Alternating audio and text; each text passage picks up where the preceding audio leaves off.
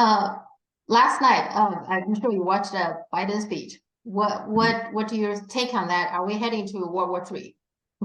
Well, a couple of things. Number one, it is obvious that to me that the Biden administration is a fascist regime. One of the things that marks fascism, in my opinion, one of the most pronounced marks of fascism is a commitment to war.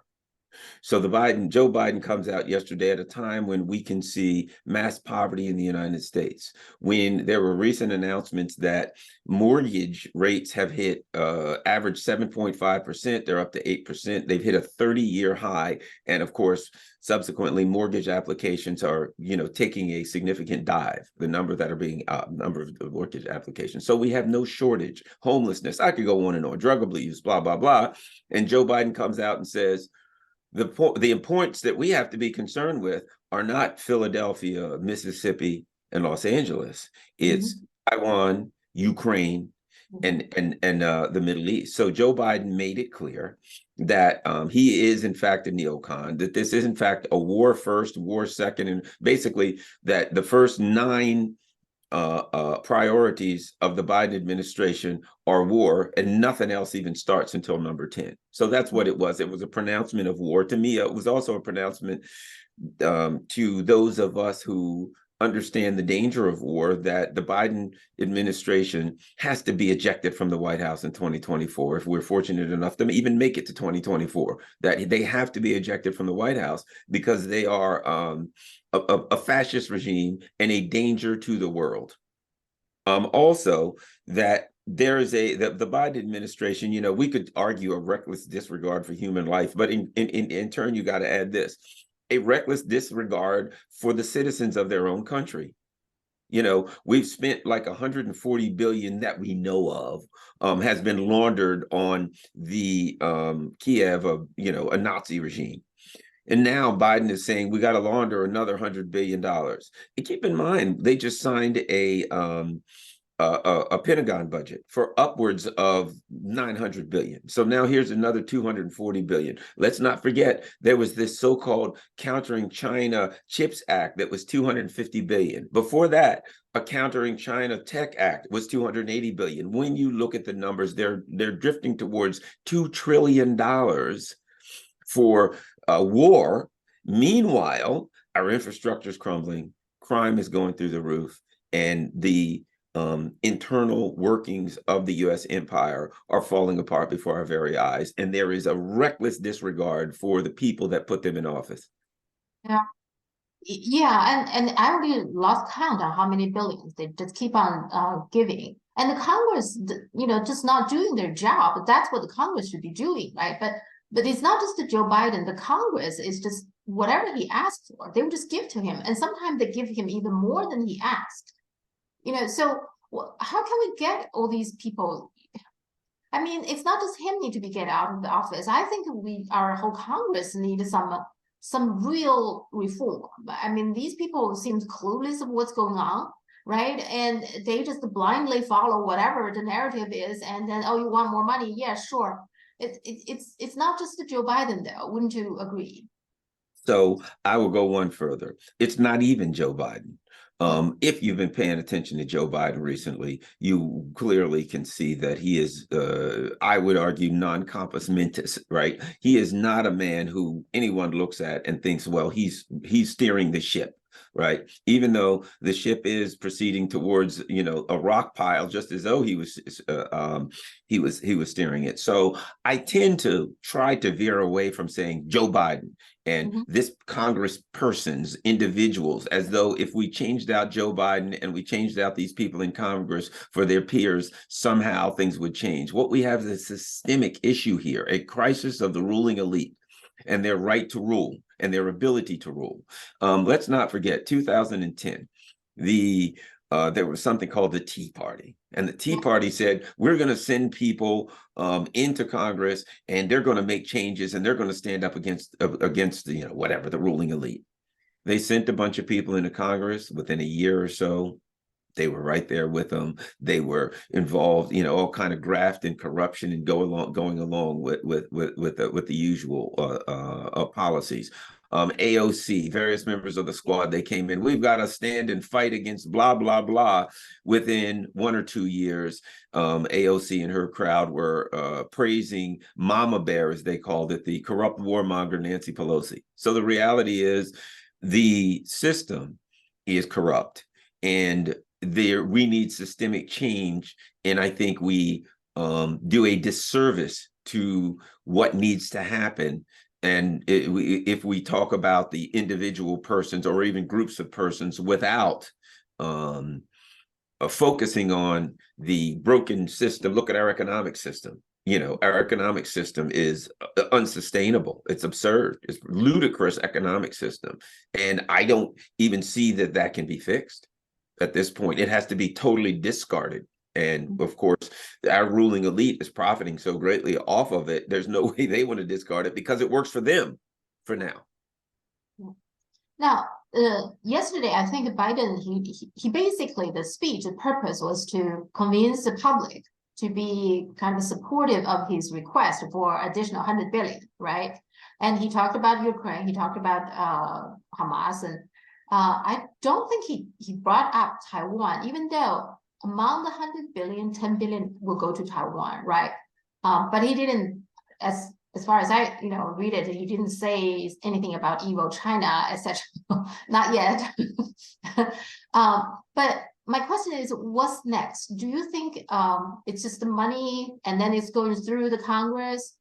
And so the two front will just, certainly Netanyahu will, seems to me, very determined to go into Gaza and do whatever the horrible things he's going to do.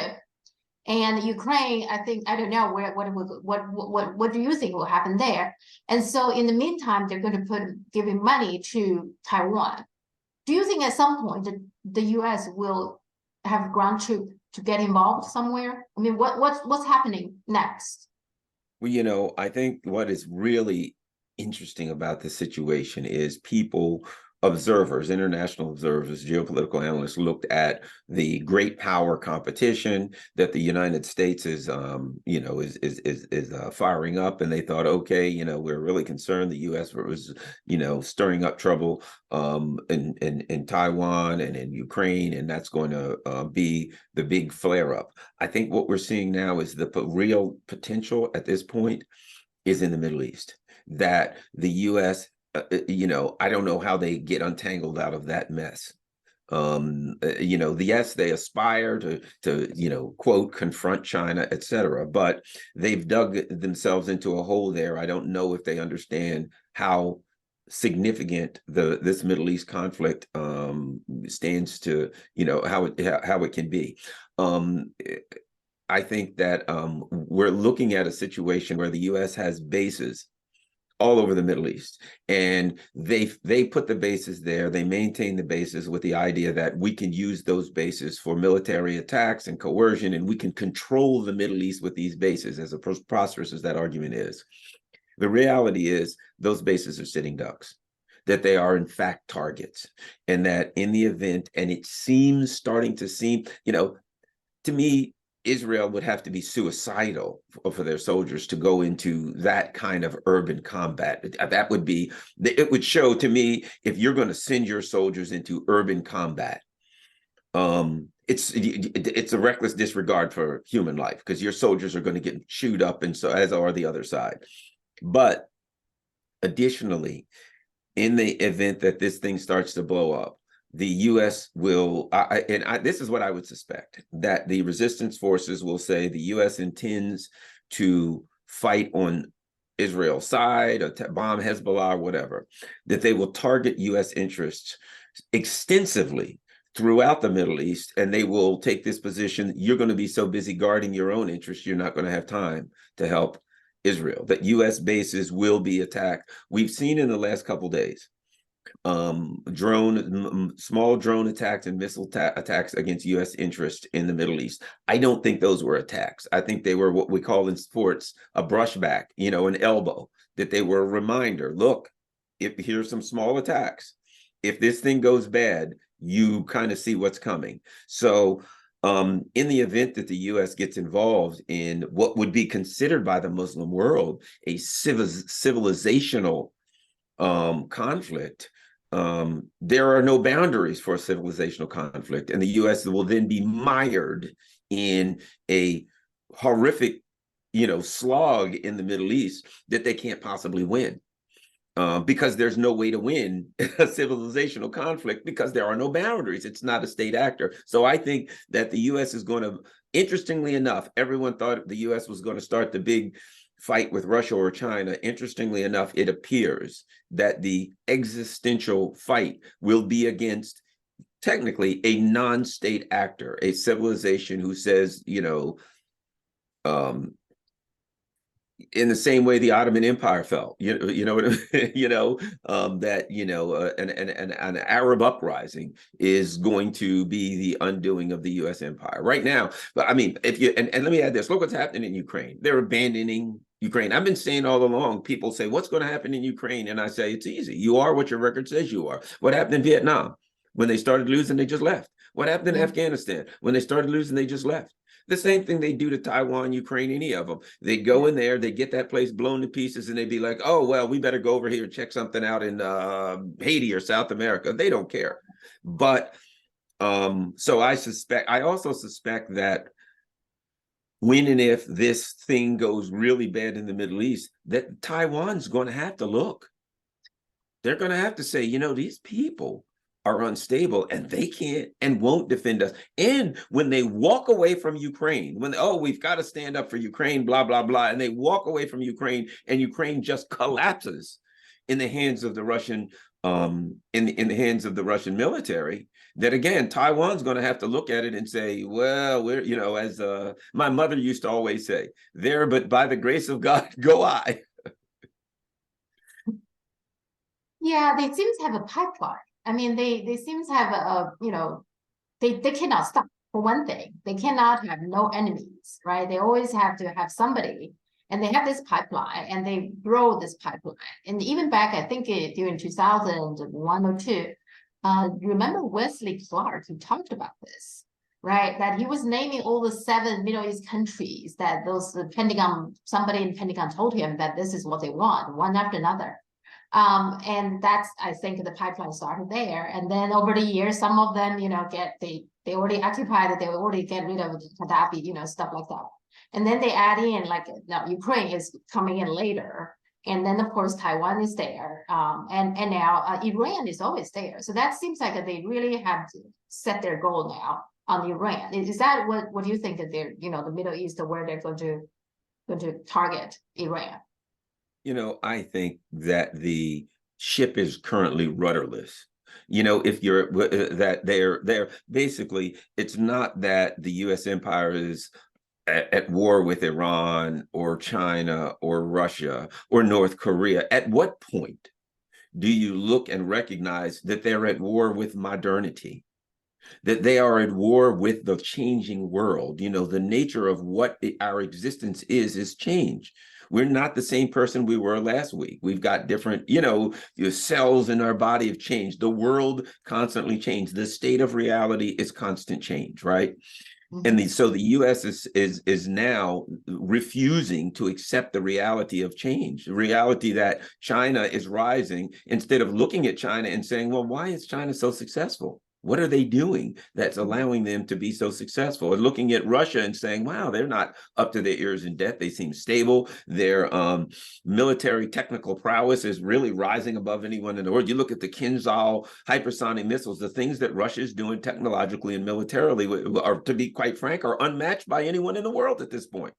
And China's a step behind them, and they're working together. Iran is having great technological success. So you're looking at countries who are educating their people, educating in STEM areas, and as a result, they're having a great effect. The United States, rather than review that, simply says, we'll take a club and hit everybody else in the head so that they can't pass us. Not we'll examine it, not we'll take an intellectual position, but more like we'll just take some kind of a blunt object and hit them in the head. They're at war with a changing world.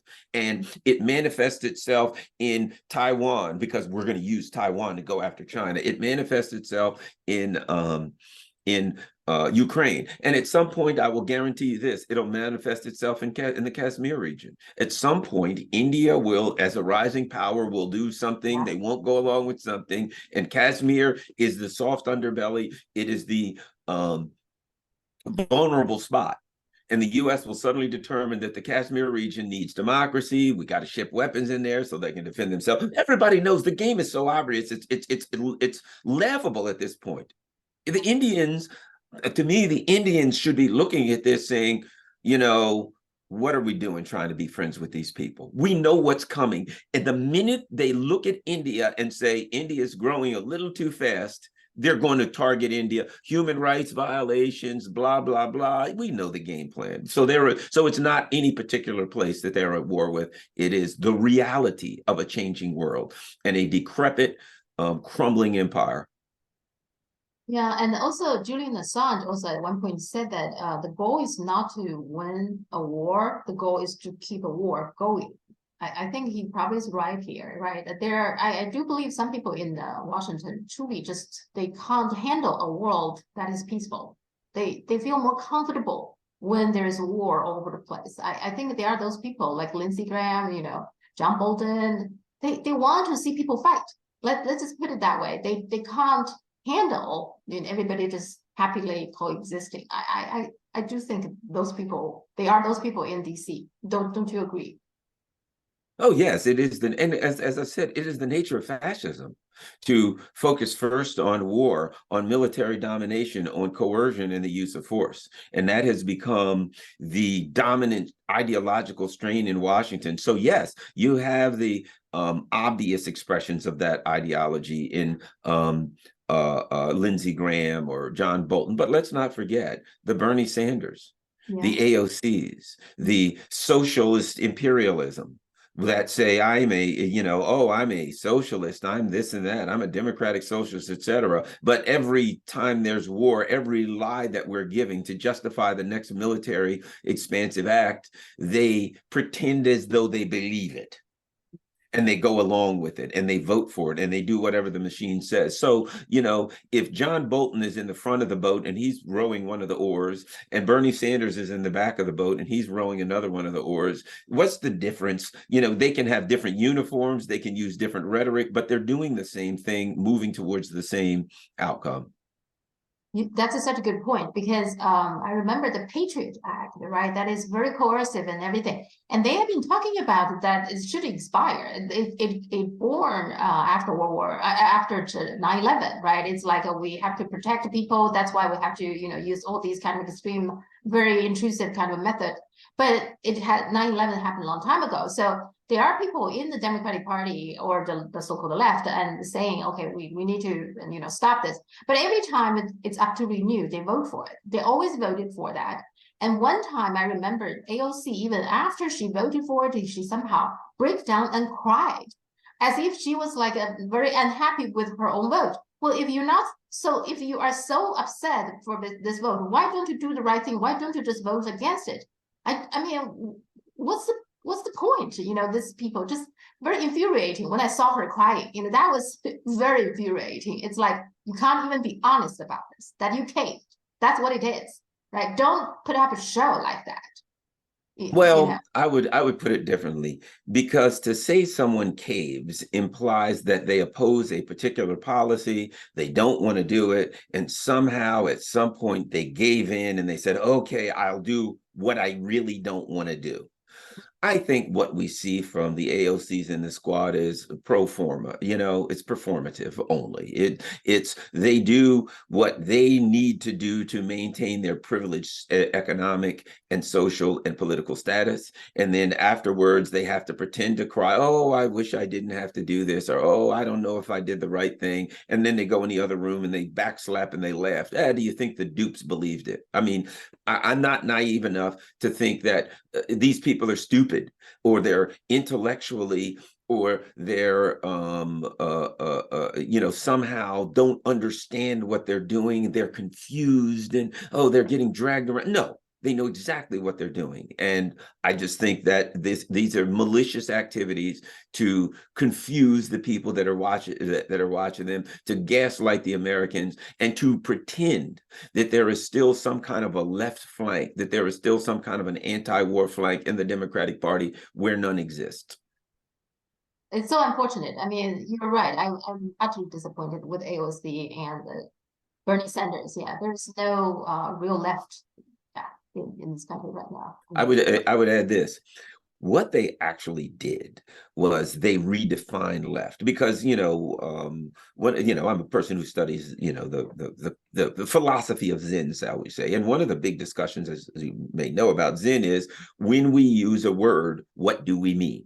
What do we mean by that particular word, right? And I think that when we say left, what the heck do we mean by left? When we say, and that's important in the discussion of American politics today, because my history of left, when I say I'm left and people say, what do you mean by left? I say, workers of the world unite. When they say, what do you mean by left? I say, I view politics and international politics through the lens of economic class. What about the poor? How does this affect the masses and the working class? That's my version of left. Now, what has happened in America is they have redefined left to cultural issues, whether it's LGBTQ plus, right? It's okay to bomb an area, to inflame an area, to risk nuclear confrontation. That's perfectly fine, but don't call someone by the wrong pronoun. If you use the wrong pronoun, well, that's unacceptable, and you should be, thrown from a civilized society. But if you threaten the existence of humankind with nuclear confrontation, well, that's just the right thing to do. So there's a redefinition of left here that has taken away the issue of economic class and replaced it with, various cultural issues that oftentimes mean nothing. Black Lives Matter, or the rainbow flags, or whatever the case may be. Symbolism, pure symbolism, where you now have an advertisement coming out of Hollywood, and they have one Black person, one Asian person, a gay couple, a mixed couple, and the screen. I've seen advertisements where they've got to have 15 people in the advertisement. They can't have one or two, because they're sitting there like, well, do we have any Muslims? Now they'll blow Muslims up. Oh, we don't have any Asians. Put some Asians in the chat. Well, but meanwhile, they will threaten the lives of the people in China with nuclear confrontation, but they got to put them in an advertisement. So it is all a fraud and gaslighting to pretend that somehow they care about human rights. Where's all the yelling for the Uyghur protections of the Uyghur Muslims now, as they threaten to murder Muslims, and they slaughter Muslims in the Middle East. Yeah, some people in China brought that up too. Yeah. Yeah. But you care so deeply about the Muslim and Uyghur, and now you're just trying to basically genocide. What they're doing in Gaza is genocide. Right? Yes. They accuse China of doing it. Now nobody care. I mean, they used to care so deeply about the Muslim. I'm glad you mentioned that. I just thought about that, because I'm going to bring up some articles, and I'm going to make sure that I discuss that. The concept of accusing Russia of genocide in Ukraine, accusing China of genocide with the Uyghur Muslims, but yet saying, well, Israel has a right to defend itself against people who are in basically an open air prison or concentration camp. That's not genocide. That's not genocide whatsoever. It's preposterous. We stand for the Muslims in China. What about the Muslims in Middle East? Oh, they've got to die. Hayden Johnston had a very big article. She was saying that the speed from the West that affirming Nazi to applaud a Nazi, what they did in Canada, and now downright genocide, the speed is just so fast, right? It's incredible how fast they do these things. And I just want to read this part. I think you enjoyed it. In the article, she said this part. Now we're talking about identity politics. And she said that, honey, I took down the Ukraine flag to put up the Israeli flag. Where should I put it? Bottom drawer. The one with the Black Lives Matter flag? Yeah, just throw it on top. It doesn't fit. There's too many other flags in there. Throw out the Me Too one then. No, the Pride one. Whatever. I don't care. I just find that part she captured very well. What is the fake what you just talked about, the fake left, yeah. Yeah, Okay. it's constantly coming up with it's okay, we've got an issue that we want the masses to support. It does not in any way help the masses, and it hurts them economically and it endangers them militarily, but support this. And all she's saying is every couple months, whenever it suits the ruling elite, they just come up with a new cause. And now it always has a flag, or it has some little circle that you can put around your social media picture or something like that. It's preposterous. Yeah, yeah. Okay, about your UN speech, it was such a great speech. Thank you so much. I got quite some questions from my audience. Some people just wonder how does it come about? How did you get invited, and how does regular people, do they just invite people? How does it work? I was requested by member states of the United Nations to come in and give a speech. And in fact, they said that they gave me a time, 12 to 15 minutes. And they simply said, when you write your speech, send us a copy. There was no influence as to what I would say whatsoever. I was given that period of time. I was not interrupted. I was allowed to speak. It was very free. So that's what happened. A request came to me to speak. Okay. That's how it came about. But as I said, I wasn't influenced in what I could say. And so it's kind of like a member of the UN. I guess they can bring in people to Yes, they can. If there is anytime there's a UN meeting on something, they can call, the member states can call in, can say we want a speaker, whoever the case may be, and then the person has 12 to 15 minutes to speak. And because there was another speaker on the same day who was also talking about weapons transfer. I was the second speaker talking about that. Did they tell you the topic, that what they expect you to say? Or the only thing that I was given was the subject matter for that meeting. So they'll have a meeting, and that particular meeting was about weapons transfers from the United States to Ukraine. Now, I did add Taiwan in it towards the end of my speech, but I always do that because I argue that the Ukraine and conflict and the Taiwan issue are inextricably linked. The United States, it's not about just Russia or just China. It is about how can we maintain a hegemony over the world that's already gone. They're trying to keep something that's already gone. We're already in a multipolar world, so they're doomed to failure. And even in the Middle East, when Joe Biden's in his speech, when you hear these neocons talk, it's always something about the rules-based international order, the US-led world order, some kind of a world order. We're powerful. We must maintain power. It's all about power and coercion. Unfortunately, they can talk about power, but the discussion of power does not equal power. Yeah, and that part, the end when you bring in one that's always got most people's attention, right, in China. So, and lots of people saying thank you for bringing them, that people need to be reminded. Right? In Taiwan's case, there are still people want to prevent it from happening because Ukraine already happened. Okay, now it seems like almost like too late even to prevent what's going on in Gaza. We don't know if anything can be done at this point now. But Taiwan, maybe, we don't know. We're trying, and you're trying. Okay, so people want to thank you for that, and I want to thank you for that. As an American, as a Chinese American, I want to thank you for that. And also some question about people are wondering if the Middle East seems like there's not much we can do to stop it or something.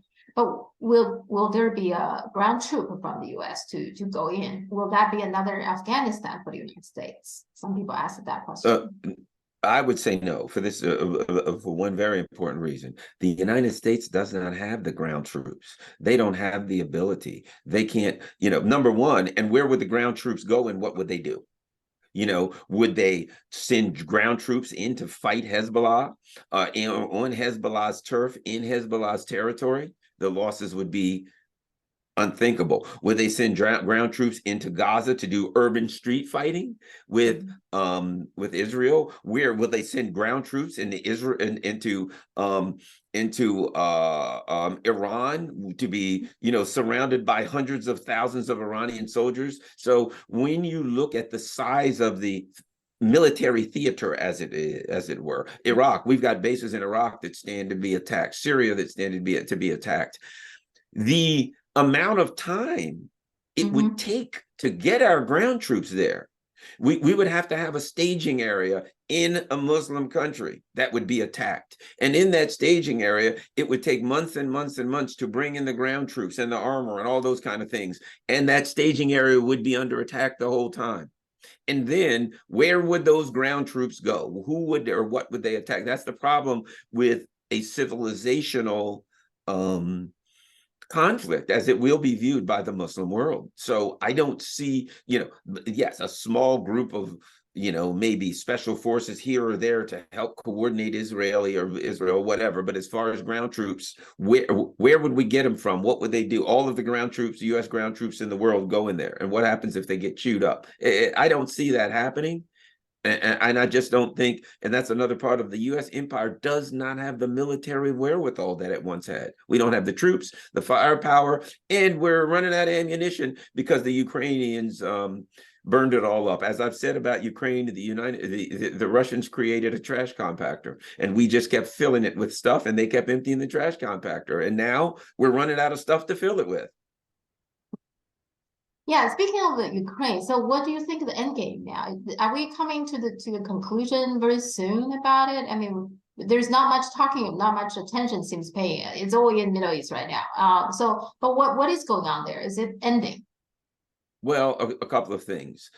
It is, and the way it ends is, and I've said this for months, collapse. Ukrainian military collapse, Ukrainian political collapse is the only possibility at this point. They're no longer going to be funded. They're up against the Russian military. They're up against one of the most powerful militaries in the world. Fortunately for Ukraine, the Russians have some concern, for citizens, and they haven't just come in and bombed the place flat, which they have the power to do. They're a superpower military. If they wanted to, they could have came in and carpet bombed and flattened everything, as the Israelis are doing in Gaza, but they chose not.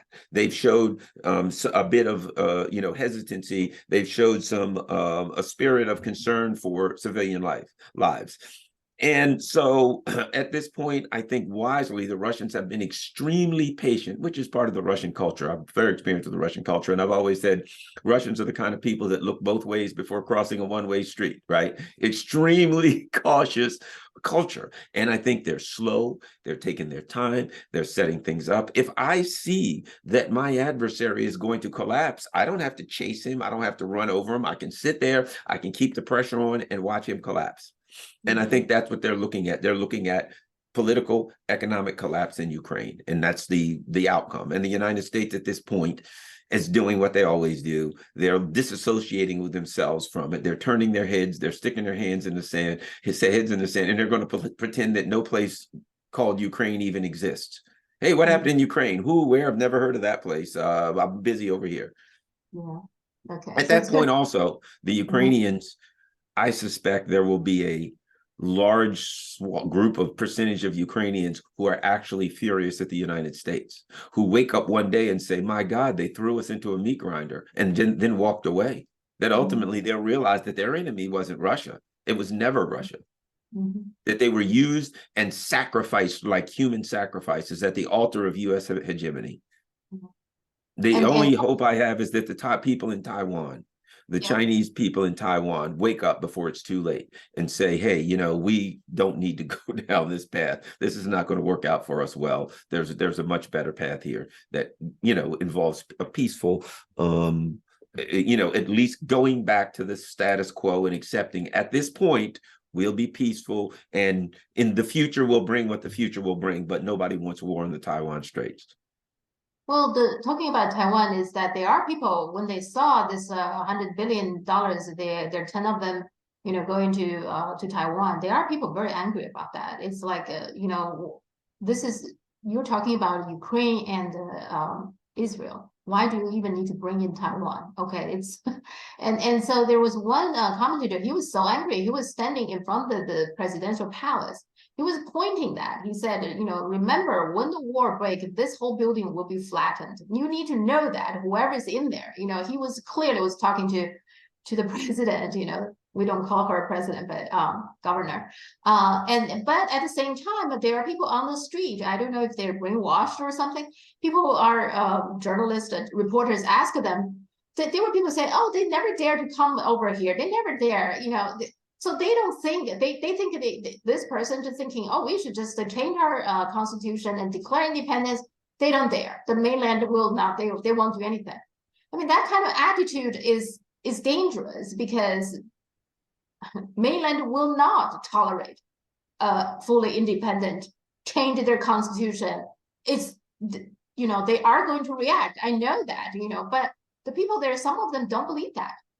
So that's very dangerous. Yeah, and that's a result. You know, having recently attended a number of peace vigils and spoken and at people from the Korean Peninsula, some of their events. And what I learned there is the same thing I've learned about Taiwan.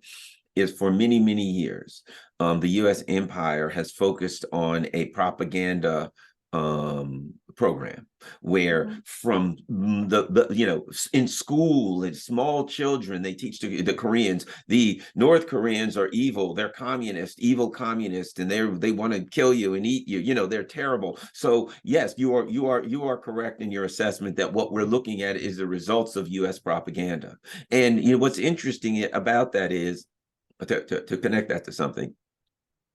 The neocons, the imperialists in the U.S. argue China censors their people, they control information, blah, blah, blah. In my opinion, as I see it, China has no choice but to react to the attempt of brainwashing and propaganda. The United States attempts to flood China with propaganda. China then takes actions and say, we're not going to allow this kind of propaganda on our social media and in our news, etc. And the U.S. then says, as China blocks their propaganda, the U.S. says, oh, they're blocking valuable information that the people need. The people don't have freedom to hear whatever they want. Meanwhile, in the United States, I'm kicked out of Twitter. Meanwhile, in the United States, Richard Medhurst the other day, he reported on the Gaza incident. Jackson Hinkle, he went to Moscow. He reported from Moscow. Both of them get demonetized, thrown off of Twitter, etc. So the real censorship is here. It's all just a fraud. And I think China's doing the right thing.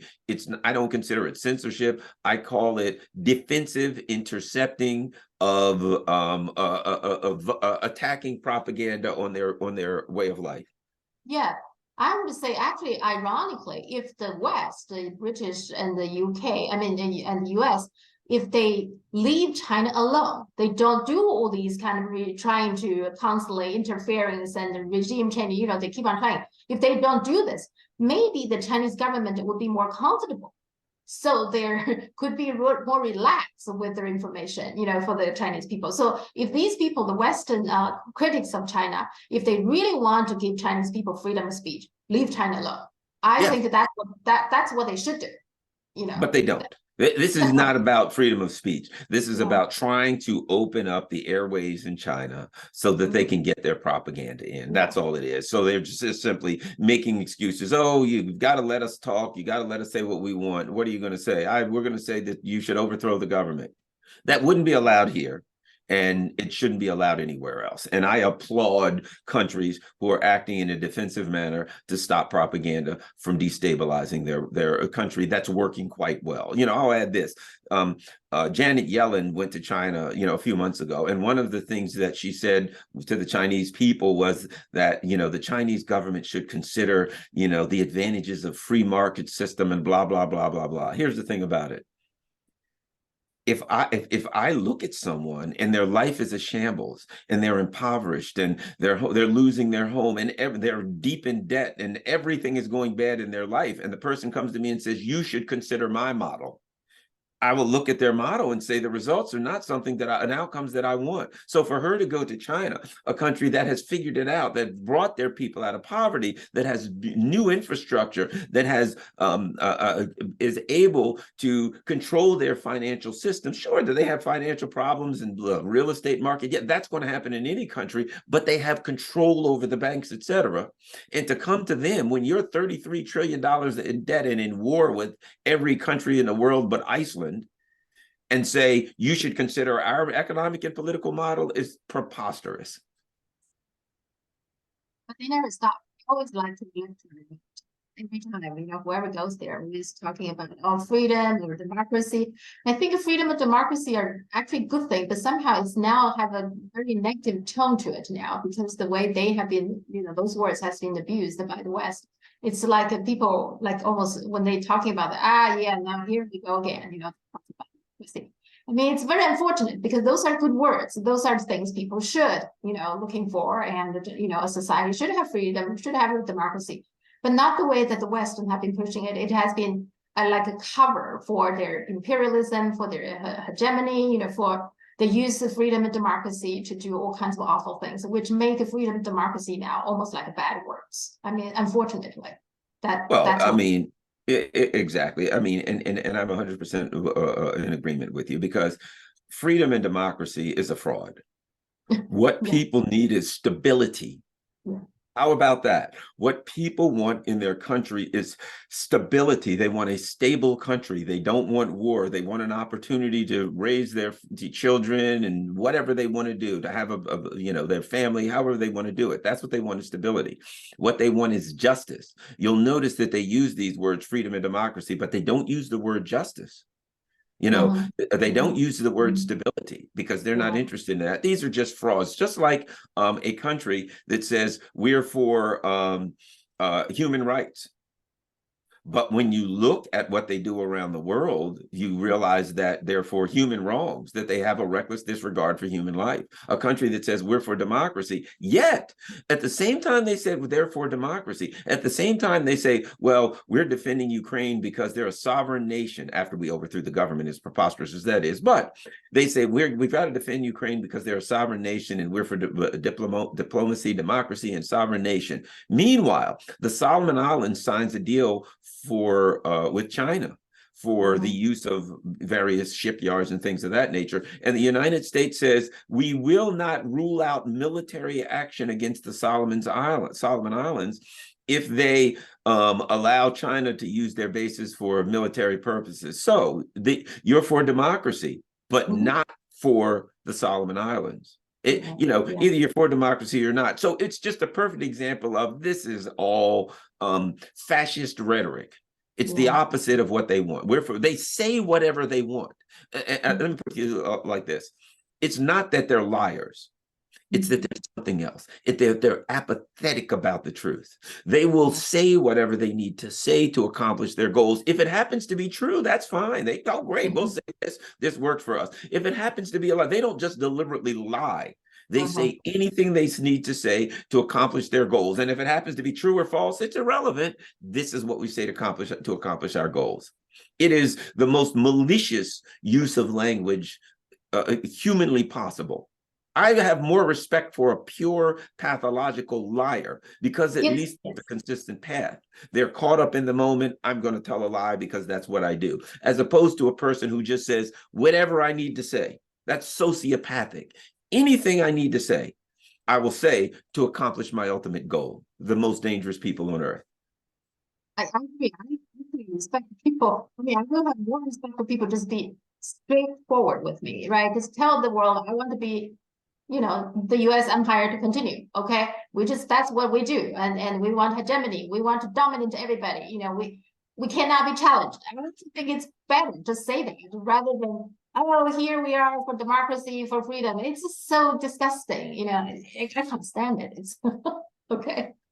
And maybe that's why there are two people from the State Department already resigned, right? There is somebody also this morning asked me, what's your view on that? Does that make any difference? There are two people, maybe there will be more, will resign, because of the Gaza situation. Do you think it will make any difference, or just? Well, not to the neocons. They'll just, not to the empire. This is the course that the empire sets.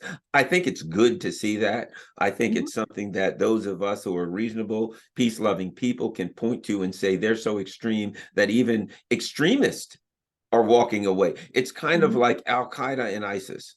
where Yeah. Al-Qaeda's like, okay, we've got to go out and we've got to attack the apostates and the non-believers. And they look at ISIS and they're like, but you guys are taking it a little bit too far, right? Oh, So it's you're even too far for us, the beheadings and come on, let's dial this thing back a little bit, right?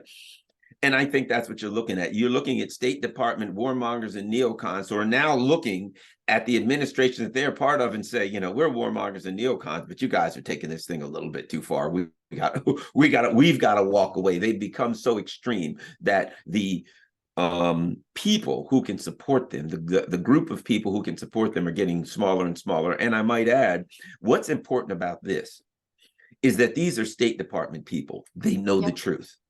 They know what's going on on the inside. They know the information that they're getting in and what they're making their decisions based on. A lot of Americans right now, they turn on the news and they hear a pack of lies and they support the U.S. government based on falsehoods. If they knew the truth, they would act differently. So we see people on the inside who actually know the truth that say, based on me knowing the truth, I can't do this anymore. I have to walk away. I think that's important. Yeah, yeah. And now what else is important is that when these people get out, that they talk, that they get out and they say, I don't care what happens to me. Daniel Ellsberg, Julian Assange, Snowden, whatever. I don't care what happens to me. I'm out. I'm out here and I'm going to tell the people what I know from the inside and who these people are and what they're doing. I hope to see some of that soon. Yeah, I hope so too.